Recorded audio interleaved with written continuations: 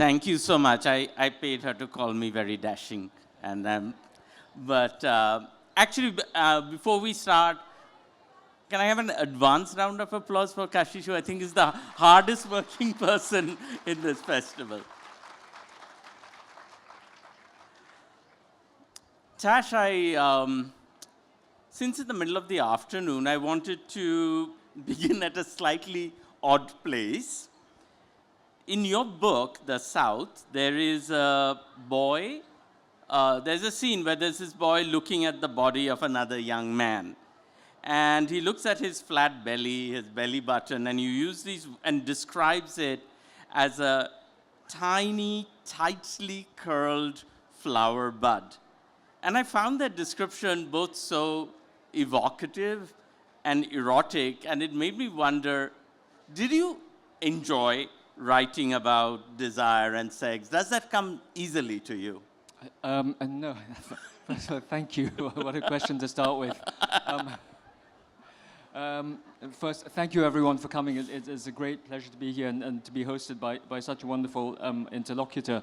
You know, this book was, it showed me how actually, although I have a very rich internal imagination, when it comes to physicality and sensuality and desire, actually expressing it on the page is not something I'm good at.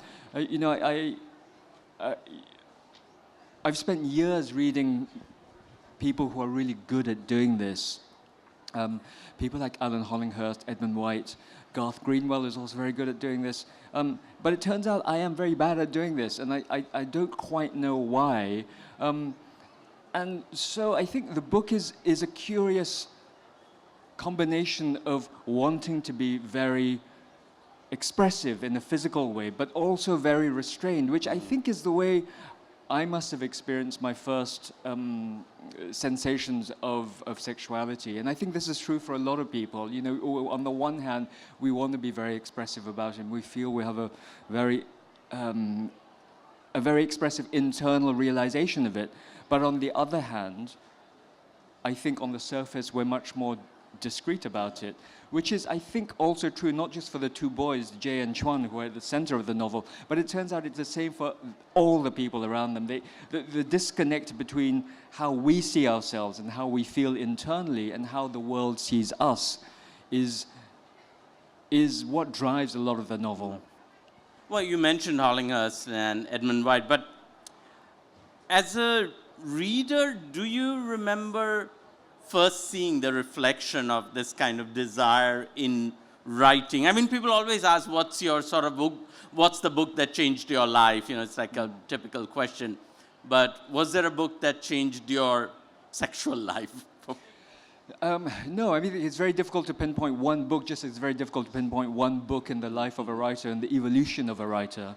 It's very difficult to pinpoint one book in this, you know, the sexual realization of a writer. I guess if I were pushed, I would have to say Giovanni's Room.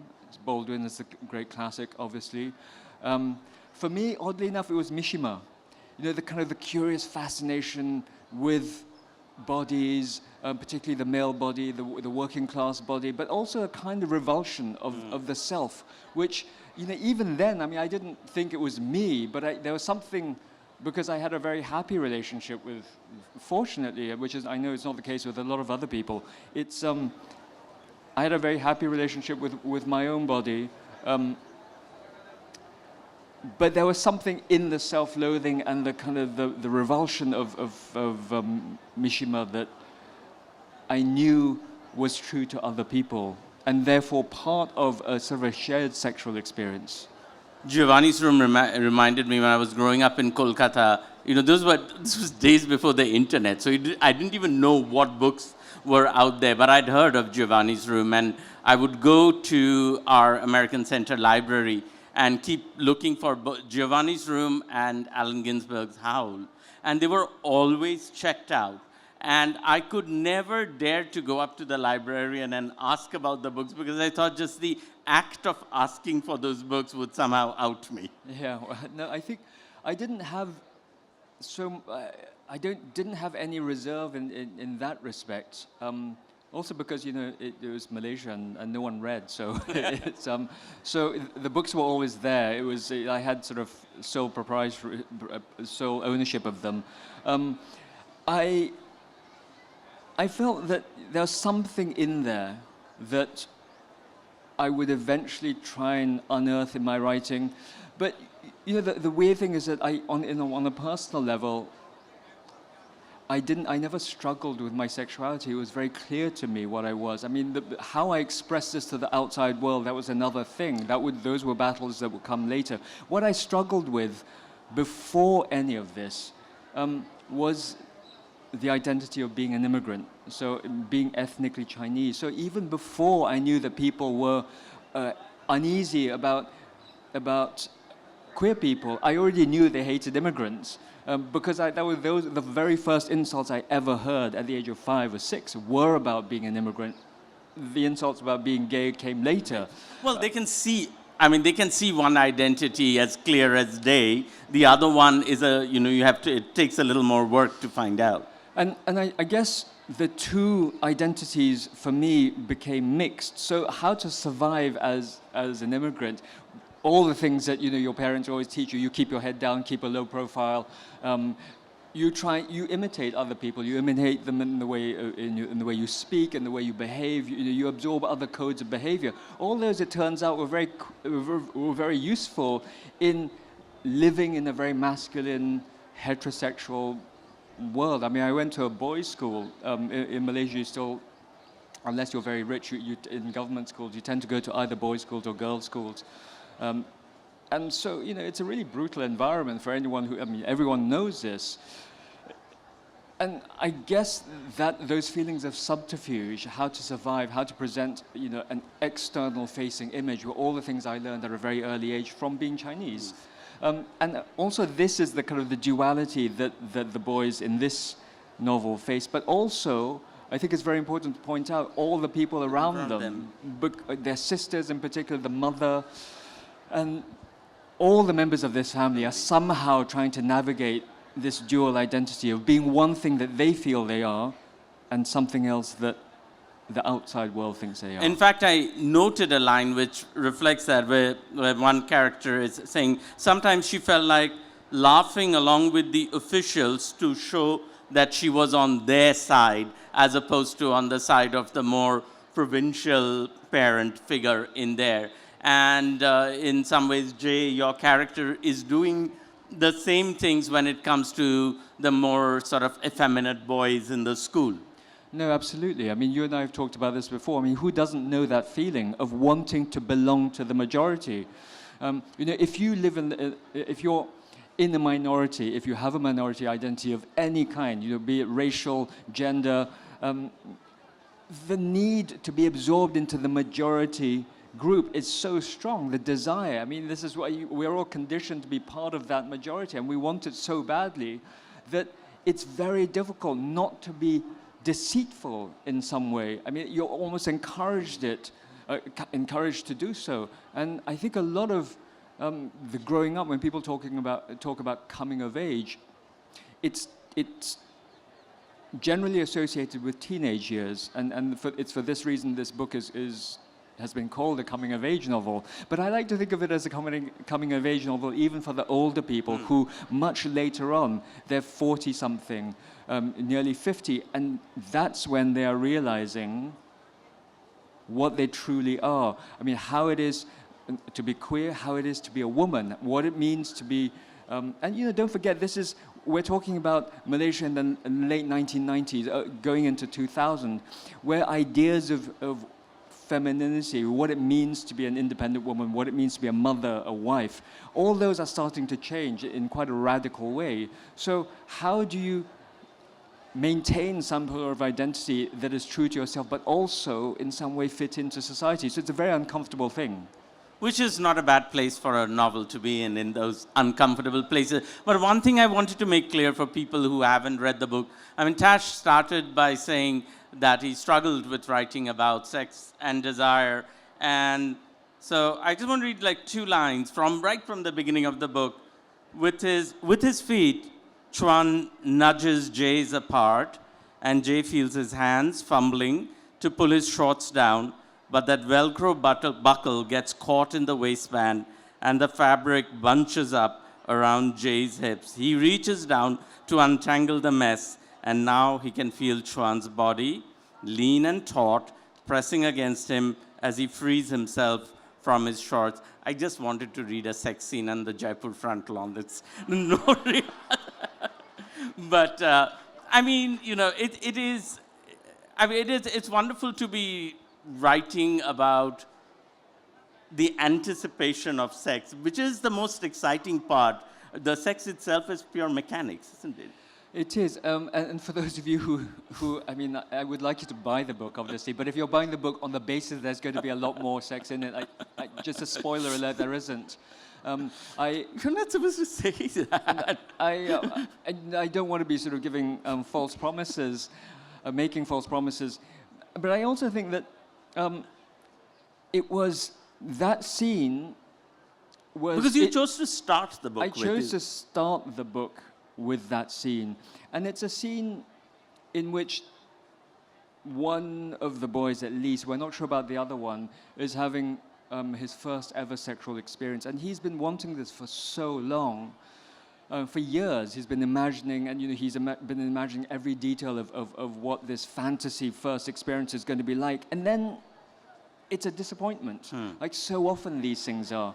And I think maybe it's because we talked earlier about the failure of a lot of sex writing is that because it's so based on cliches, and the reality of physical relations, sexual relations, is that often they're really bad. You know, they're really bad, and that's what I guess makes them poetic. I guess maybe I'm just speaking for myself, but it's a lot of people said, you know, why did you open with that book? And also, you know, the opening of that book has made this. Has made the book slightly contentious in Malaysia, which we can talk about later. But I wanted to foreground it for a number of reasons. Firstly, I didn't want the queerness and the sexuality to be buried in this novel. I wanted to make sure that actually people knew that it's a portrait about a portrait of a family at a time of crisis. It's a portrait of a country at a time of political and economic crisis. But it is, above all, a story of desire between two young men. And I didn't want to hide from that. And I wanted it to be very obvious, and I wanted that to be the way in which we use that queer sexuality into a wider world, and not the other way around, which is how we're often how we are often encouraged to experience sexuality. You said often our first experience is disappointing, which begs the obvious question to ask, was your first experience disappointing? But you want to answer that? You know, I'm so old now that I actually can't remember my first experiences. Well answered. But on a more serious note, we were joking about it, but you alluded to the fact that that opening sequence ended up creating trouble for the book in Malaysia, where it is based. Can you talk about what happened and why? I think people took the view. I mean, I really don't think, even though it's the first 10 pages, I don't think very many people read that book. The book has been withdrawn from sale, so it's not officially banned, but it's been withdrawn from sale following a record number of complaints to the Ministry of the Interior because of its LGBT content. And a lot of otherwise sympathetic people said that it might not have met that fate had I placed the sex scene much later on in the book, which to me defeats the purpose. I mean, I wrote a book because I wanted to write the book that I wanted to write. And I found those kind of discussions quite depressing in a way, because no one who actually complained about the book had read it. And so I guess there is a way in which even the most sensitive and the most complex discussions on same-sex desire are still treated with huge levels of suspicion in many parts of the world. Which is, I mean, things have changed a lot in India. I mean, we are having this conversation right here in the front lawn. And interestingly, in Charbagh, former Chief Justice Chandrachud, who was part of the bench that decriminalized homosexuality, is having a session. So I think it's kind of fitting that we're Well, I doing think we were talking about this earlier. I think the repeal of 377, I think this is an important thing. I mean, you can have this argument as to whether laws are applied or not applied, and in Malaysia, this is what people would say. I mean, it's not strictly illegal to be homosexual, it's just this homosexual act that is illegal, which, you know, to me is exactly the same thing. But the existence of laws means that they can be used, and they can be used perhaps not for that purpose, in particular, which is to put people in jail, but it can be used to signal a wider intolerance, a wider repression of minority rights, and this is what's dangerous. You mentioned the period in which this book is set. Can you help set it up for us in terms of what was the significance of the period? Because when you read the book, it really feels like you're reading about the family. The history of what is not happening is not necessarily in the foreground. Well, it takes place at the end of 1997, and a lot of you might be too young to remember. This was the year of the Asian financial crisis, where it's particularly harsh on countries in Southeast Asia and East Asia. The economies were, you know, crashed. The value of the ringgit, the Malaysian currency, plummeted, and you know, many people lost their jobs. It was one of those very strange times when you actually, in a lot of places, couldn't get money from the ATM. People had to leave schools, you know, very abruptly. And you would go into the small towns, such as the provincial towns, such as the one in which I'd spent a lot of my childhood, and suddenly 80% of the shops would be closed, and you didn't know for how long for. So there was a real sense in which, you know, when we talk about the economy being and politics affecting people's lives, very often it's not clear how it impacts on our daily lives. But in that year, it really did. However, when you're 16, 17 years old, like Jay is, who's the narrator of the novel, it's very difficult, actually, still, to know how this impacts you on a personal level. He has a slightly distant relationship with his parents, a very fraught relationship with his father, who finds him. The father is stern and quite demanding, and Jay is seen not to be masculine enough. He's not good at school. He doesn't have any energy, and he's at that turning point in his life where he should already be a man, but he really isn't yet what his father wants him to be. In amidst all this, the family has inherited a farm. And this is sort of based on something that's happened in my own family. This piece of land was bought by the grandfather, and it was once a farm, and it was once thriving, but now it's completely barren. It's in the extreme south of the country, and it's looked after by distant relatives. So the family leaves the capital, Kuala Lumpur, Jay, his two sisters, and his parents, and they go to this farm. And suddenly, they are released from daily obligations. They're released from the need to do homework. They're released from, it's at the end of the year, school holidays. They're released from the need to go out to work every day, to do the shopping. And they have nothing to do but just roam the fields in this dead and decaying piece of land. And that's when all the kind of the cracks in the families, all the cracks become really apparent. The mother in particular, who is the heart of this family and holding everything together, she is caught in this crisis of confidence for so long. She's been a very ambitious, energetic, and a life-loving young woman. And suddenly, she realizes she's 45 years old, and life has almost passed her by. And she doesn't quite know what to do with this. And she's also then worried that her hesitations and all her what she thinks of as failures are now passing down to her children. And so this is what we talk about when we talk about inheritance. When I think about inheritance, from my family, and I don't come from a well-off family. When we think about what we inherit as immigrant people, what we talk about is often not material possessions. It's the feelings that are much more tenuous, like thwarted ambition, like failed desire, like wanting to belong. And these are all the things the mother has failed to achieve, and she's now worried that her children are also feeling the same thing.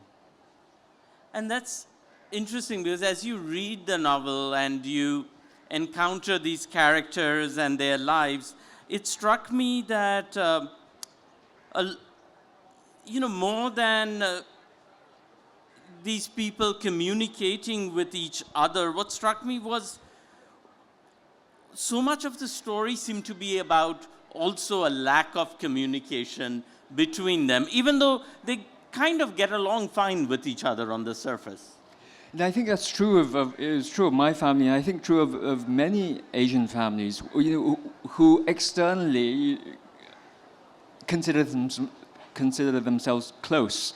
We would always say about ourselves, we're a very tightly knit family. But in reality, what does being tightly knit mean? It basically means obedience, the obedience of the children and the mother towards the father. That's what it meant in my family. And that's what made the family function. But the problem is they're all at a point in their lives, the children are 16, 18, and 20, they're at a point in their life where actually maybe they don't want to conform anymore. And Sui, the mother, is now 45. And they're all so concerned with their own identities, their own micro struggles, that they forget actually how to function as a family. And maybe they never did. Now, I think when I was writing the novel, I started out thinking this is really only going to be about the boys. It's really only going to be about the young men falling in love. And then I realized that because it's an act of reaching back in time. So when I wrote this, I thought I was really going to stay in the world of the 16 or 17-year-old boy. But then I realized that actually this is not true anymore. I couldn't remember so much stuff. It wasn't memory. It was an act of memory. It was an act of remembering by a much older man, by a much older writer, reaching back in time. And as I did so, it became clear to me that when I looked back at that time, what was as striking, as luminous, as painful, and as joyous as my own memories of my own sensations.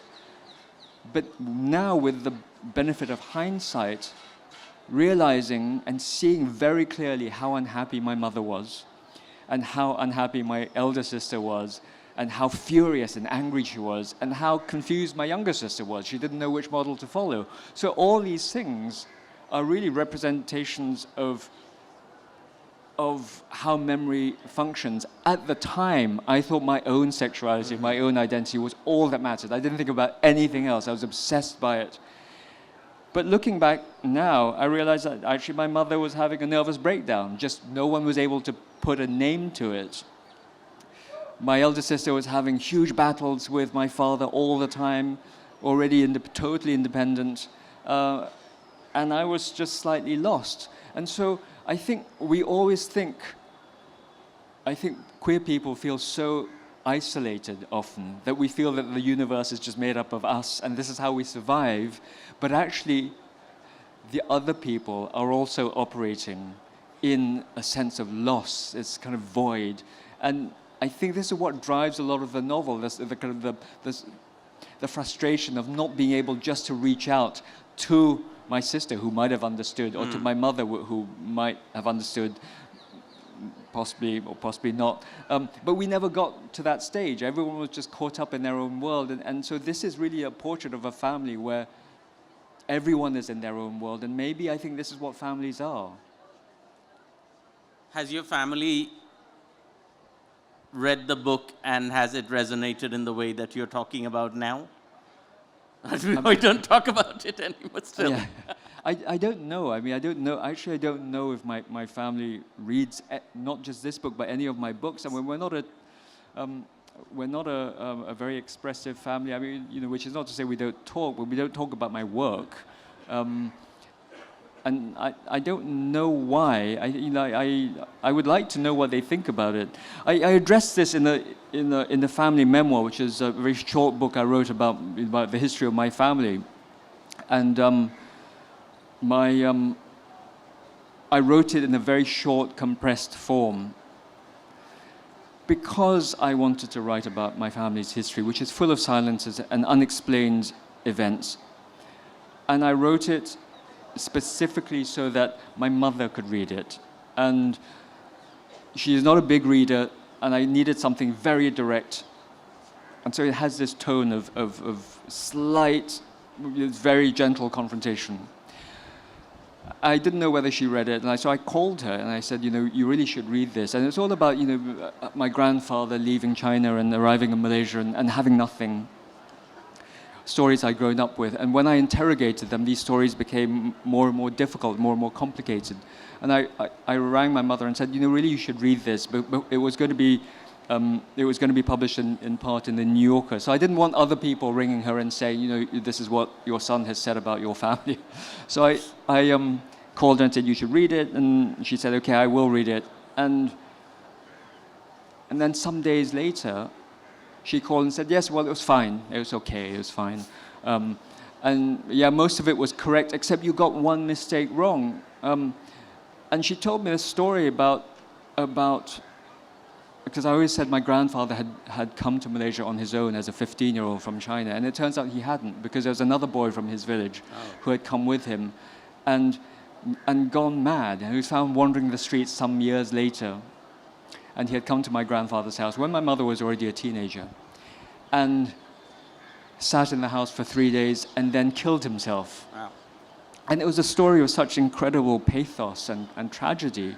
And I was just stunned. I didn't know what to say. My mother had withheld this from me all those years. And when I said, well, why didn't you tell me about this? And she said very simply, well, it's just very boring. And this is what happens, between me and my parents. I don't think this is unusual for people in my generation, Southeast Asian Chinese immigrants. There is a willingness to erase the past that is sometimes breathtaking to me. And, I'm not foolish enough I've never been one of these writers who, although I've grown up in the golden age of American writing and American TV, I've never been foolish enough to think that this was a culture we could take on, where I could absorb this whole narrative of discovery and truth, and that I could speak to my parents in the same way. We've come to this tearful understanding. And yet, I'm often taken aback by how much is withheld from me. And also, I then become complicit in this. I withhold things from them. And it's almost as if the books are the only way I can. I'm not doing this for them, necessarily. And still it becomes this sort of silence. So I think, whatever they read or don't read, I mean, I've now been publishing for over 20 years, so I think this is the pattern. I'm never going to know exactly what they think. My mother read my first book, and there's a character, it's fiction, and there's a character that's not really her, but you steal bits from people's lives, and with a scene with a great-grandmother, and her comment was, I wasn't that mean to your great-grandmother. I think, being very wildly generalizing in this instance, I think in Indian families, I think a bit more likely to be expressive about certain things. I think, immigrant Chinese families are really bad. They're notoriously bad for this sort of thing. Other than immigration, one of the things that's common to Malaysia and India, where we are talking about this book now, is Malaysia, like India, comes out of colonial rule. And I was curious, how is the decolonization going there? Because here it seems to follow two tracks. One is English still sort of remains the instrument of power. We are having this discussion at the festival in English. It's something to aspire to. You sometimes look down on people who can't speak it with the right accent, perhaps. But also there's a huge interest in bringing up the glory of the past, almost of rewriting history, even if it's accurate or not. Not just renaming street names, but actually rewriting history. What's it like in Malaysia? I think in Malaysia it's not as obvious and not as evident as it is in India. I think India is a much older, much bigger country with a much more important and glorious history than Malaysia.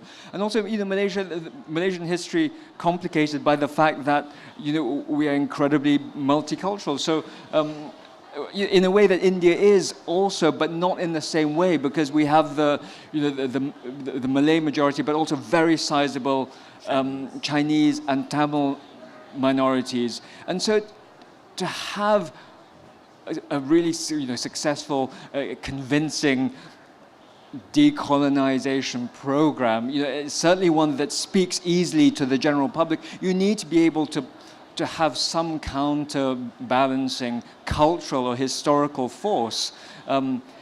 And this is difficult to achieve for Malaysia. And this is why, for Malaysia, actually PR in general, be it tourism, be it food, everything is much more difficult for us than it would be for, say, Thailand, Singapore, even Indonesia, which superficially at least have a much more convincing, a much more cohesive narrative. Malaysia, everything is much more piecemeal and much more fragmented, which is why I think it's a very fascinating country, but also it's also for that reason it's very dysfunctional. So when you started writing this book, you wanted to you thought of it as this kind of 800-page saga book. Were you like, I want to write the great Malaysian novel, or? What I did when I was in my early 30s, when I first started writing, I really did want to write the great Malaysian novel. I was very influenced by, the idea of the great novel. Obviously, the great American novel, but in the way the great American novel had been co-opted by particularly writers from the subcontinent. Salman Rushdie, Vikram Seth, Rohinton Mistry. These are books and writers I still admire hugely. But when I actually came down to write this, I thought, one day when I'm older, I would write this novel. And then I realized, well, I am old now, so I have to write this. And when I sat down to write it, I realized that actually this isn't the kind of book I want to write anymore. I don't have the stamina to read those kind of books now, never mind write them. And there was also something quite masculine about them, very hyper-masculine about them. There's something performative about them. They required a level of arrogance I felt I didn't have, a level of understanding of history. What the writer is essentially saying in this case, if you wanted to write a 900-page book, is to say, I have understood how history intersects with this group of people. And I didn't have that understanding. I think historians are always being proved wrong. And therefore, I started to think about how to write this epic form in my own way. And I realized that actually, because of my own relationship with history, my own relationship with time, and with Malaysia's history and Malaysia's relationship with time, the experience had to be more fragmented. I think we live in the moment. When I think back about my life and my family's experience, what I think about is episodes in history rather than a cohesive, linear expression of that history. So what I wanted to do was to break down this great novel into 4 small, much more intimate novels, which somehow hopefully carry the weight of the epic within them, but read as just purely intimate and slightly more generous and warm novels. Can we have a round of applause for that, for warm, generous, intimate novels? And I want to go to audience questions, but one thing I would just sort of end with in this tone, when you say warm, generous, the kind of tone of the novel. There's a scene in the book where Jay is driving the scooter, and Chuan is behind him riding as passenger. And it says, I accelerated slightly. Now the oncoming cars had their headlights on, so I would occasionally be blinded for a second or two. I wanted to hold on to that moment, but already felt myself parting with it. Don't be foolish, I told myself. You're young. There's plenty of time. There will be other men on other roads holding immediately heading to other towns. And by then, this moment, this evening, on a dangerous road leading to a nondescript city will no longer be remarkable. You will barely remember it. But as I was reading it, you know, like Jay, I kind of wanted the journey to keep going on. I know, but this is, I guess, the way we experience so much of life's pleasures. You know, Hold on to it. But people keep saying, you know, you have to live in the moment. You have to live in the moment. This is incredibly difficult to do. It's incredible to hold on to. Maybe it speaks a lot to the kind of personality I am. But you know, every time I experience pleasure, I'm already concurrently feeling the pain of its loss somehow. Just to think, you know, this. Am I ever going to be this happy again?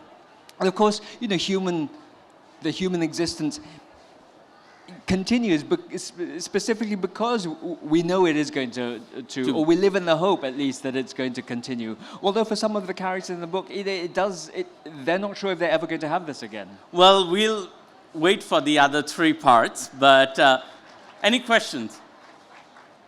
It's one, yeah. There. Hi, first of all, thank you so much. As a young queer person, thank you for stories like this. And I'm really looking forward to reading the book. I had a question. So in literature, media, and films, we often see queerness depicted as either two polarities. We either see stories that are either, oh, it's only about queerness. Apparently, there is nothing else happening in the lives of two people. Or we see stories that make queerness a background so deep that it almost feels what we call queer baiting.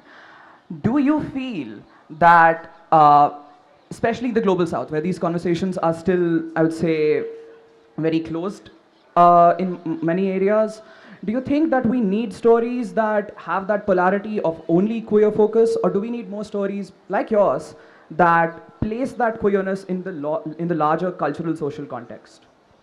I mean, I think every storyteller, I mean, be it a writer or filmmaker or anyone, will write their story in the way they want to. And I think it's the multiplicity of these stories that is important to form an identity. I mean, I personally, as I said before, you know, I wrote out thinking I will write a story only about these two boys falling in love. And then it dawned on me that I just couldn't do this. And to be really truthful to that experience, I needed to locate that experience within society, because no one, I think, ever experiences their own desires, their own fears and ambitions in a kind of a vacuum. Everyone is surrounded by the pressures of society. And so to really see how two young men falling in love, you also have to look at the society that surrounds them. And in this case, I always think of the family as being the most basic unit of society.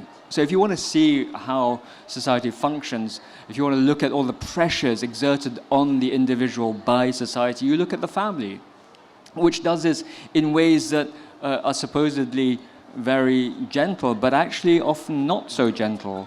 So, you know, in this family, for example, Jay's fate, the fate of his love affair with Chuan, is actually entirely dependent on his father's economic position. Are they going to be able to afford to live in that space anymore, or do they have to go somewhere else? So it's not just that he's just in love. I mean, if he wants to continue this love affair, I mean, he has to be physically in that space. He has to be physically in that space. So I think, you know, I'm also interested in how lives are joined up, not just in an emotional way, but in a financial way, in an economic way. I think we don't just exist in this sort of romantic vacuum. You know, we exist in a real world with real material pressures. And can I say, it's actually really wonderful that the first question comes from someone who says, as a young queer person. Thank you for that. Nadak, there's a question right here.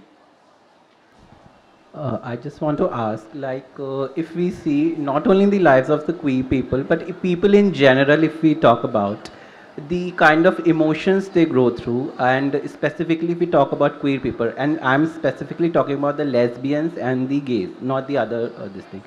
So the kind of emotional, the emotions which they feel, but they are, and if we talk, we are in the Jaipur Literary Festival, we are talking about the Indian society. So don't you think this kind of need to express the feeling, it comes from the absence of the legitimacy by the political authority as well as the laws? Because the people who are the gays and lesbians, they are not recognized and they are not given so much recognition by people who are in politics, means the people who are in the authority, the power. And since they don't legitimize them, their voices are not being legitimized by the society. So don't you think it also requires change at the political and the level of the authority, so that their voices are being heard and they actually can express themselves? Well, I can't speak about Indian society because I'm not